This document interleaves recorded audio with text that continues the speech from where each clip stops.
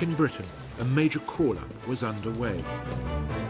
These were war years, and the ratings and officers came from many different walks of life. The ratings came in as hostilities-only ratings. That means they were taken on for the duration of the war, and the officers, in a similar way, became Royal Naval Volunteer Reserve officers.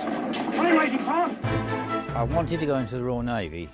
That was always my ambition, to go into the Royal Navy. I was sitting by myself at 17, I think, at the time, on a chair, and on a table in front of me were, I forget now, 3, 4, 5 old geezers they pulled out of retirement, brass up to the elbows, you know. And I didn't like the barracks, it was too strict.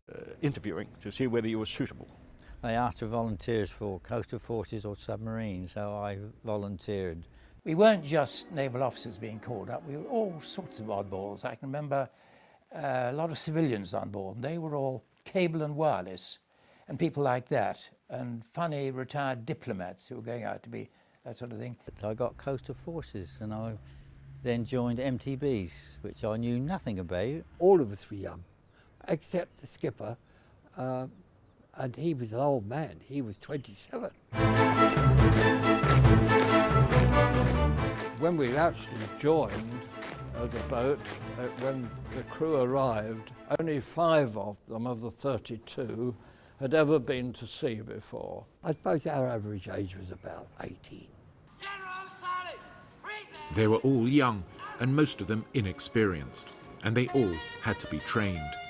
The officers went to HMS King Alfred, which was a converted leisure centre, a Hove, near Brighton, and they did their officer training there. They had a navigation course where you pedalled round an ice cream cart, and they used that. You had to sight your position and everything else on that, but that's another story. That was for fleet manoeuvres. And the ratings and the officers came together at HMS St Christopher at Fort William in Scotland, and there they did their operational training on coastal forces craft.